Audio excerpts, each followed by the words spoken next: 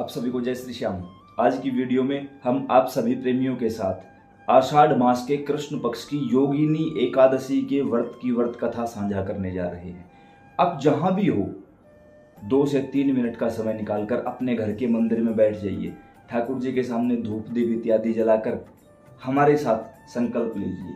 अपने right hand में जल लेकर प्रार्थना करेंगे। जो भी देवी देवता बैठे हैं उनसे, जैसे बाबा श्याम बैठे हैं, हे श्याम सुंदर, मेरा नाम यह है, मेरे पिता या पति का नाम यह है, गोत्र यह है, इस जगह के निवासी हैं और आज हम पावन पवित्र योगिनी एकादशी के व्रत की व्रत कथा सुनने जा रहे हैं।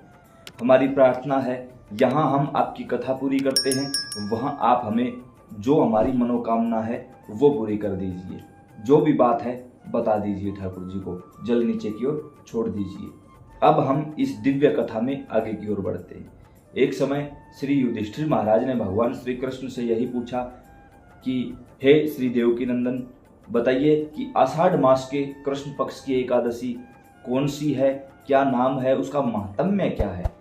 तब स्वयं श्री नारायण भगवान ने कहा कि हे महाराज, आषाढ़ मास में कृष्ण पक्ष की एकादशी को योगिनी एकादशी कहा जाता है, जो समस्त पापों से मुक्ति दिलाने वाली और शारीरिक रोग को दूर करने वाली एकादशी है। महात्म्य के बारे में स्वयं श्री नारायण ने कहा कि एक समय में अलकापुरी नामक नगरी में राजा कुबेर राज्य किया करते थे। वो देवताओं के धन संबंधी देवता थे, खजांची थे और भगवान शिव के परम भक्त थे।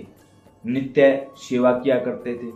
सुंदर उपवन से एक विशेष पुष्प वो आप लेकर भगवान के चरणों में अर्पित करते थे।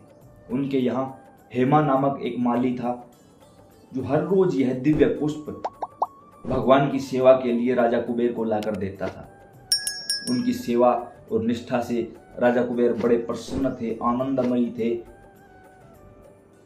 एक दिन सहसा कुछ ऐसा हुआ कि सुबह सुबह हेमा माली पुष्प लाने के लिए गया। पुष्प लेकर वो राजा के पास पहुंचने की बजाय अपने घर चला गया। उनकी जो पत्नी थी वो रूपवान थी, गुणवान थी, सुंदर थी और किसी प्रारब्धवश काम वासना ने उसको घेर लिया और वहां पर पुष्प न मिलने के कारण पूजा में देरी हो चुकी थी। राजा ने सिपाहियों को तुरंत भेजा और कहा कि पता लगा के आओ कि कहाँ क्या परेशानी हुई है। सिपाहियों ने जब उसके घर जाके देखा, पुनः आके राजा कुबेर को बताया कि वो ऐसे ऐसे यहाँ आने की बजाय घर चला गया और पत्नी के साथ रमण कर रहा है। जब उस माली को इस बात का बोध हुआ कि बहुत समय बीत चुका है, अपनी गलती की माफी मांगने के लिए वो तुरंत राजा के पास आया, प्रार्थना की कि हमें माफ कर दिया जाए। तब राजा ने अत्यंत क्रोध स्वर में कहा कि तुमने हमारा नहीं, तुमने भगवान का अपराध किया है। तुम्हारे कारण आज हम सेवा से वंचित रह गए और तुमने एक घोर अपराध किया है। हम तुम्हें तत्काल श्राप देते हैं कि तुम अभी हमेशा हमेशा के लिए अपनी पत्नी से अलग हो जाओ और पृथ्वी लोक पर जाओ और वहां पर तुम्हारा शरीर कोढ़ से ग्रस्त हो जाएगा। तुम ऐसे ही दर दर भटकोगे। राजा प्रतापी थे, श्राप ने तत्काल काम किया, शरीर कोढ़ से आसक्त हुआ और पृथ्वी पर आ गिरे। यहाँ वहां भटक रहे थे, कोई रास्ता नहीं था। काफी समय बीत जाने के बाद वो चलते चलते एक स्थान पर पहुंचे जहां श्री मार्कंडेय ऋषि बैठे भगवान की तपस्या में लीन थे। संत के दिव्य आभा मंडल को देखा, प्रणाम किया। संत तो होते ही दयालु हैं। परमारथ के कारणे लियो संत अवतार, आए ही जीव का कल्याण करने के लिए। पूछा श्री मार्कंडेय ऋषि ने कि क्या सेवा की जाए। कहा कि प्रभु, क्योंकि शिव भक्त था, शिव की भक्ति की थी तो पूर्व की चेतना याद थी, सारा वृतांत कह सुनाया।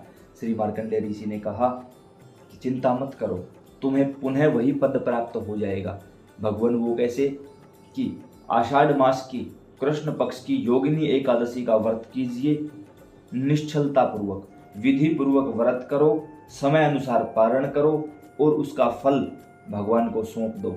श्री नारायण भगवान तुम्हें पूरी तरह शुद्ध करके पुनः उसी स्थान पर भेज देंगे। माली ने ऐसा ही किया और जो कहते हो संत की वाणी सिद्ध हुई और उन्हें पुनः वही पद प्राप्त हो गया। शरीर भी ठीक हुआ, पत्नी भी मिली, वही जगह भी, वही स्थान भी मिला और देवताओं द्वारा उन्हें एक आदरणीय भाव से भी देखा जाने लगा। तो यह थी पवित्र आषाढ़ मास के योगिनी एकादशी की दिव्य व्रत कथा।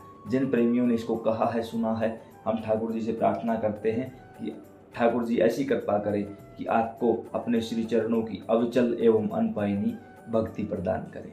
सीताराम।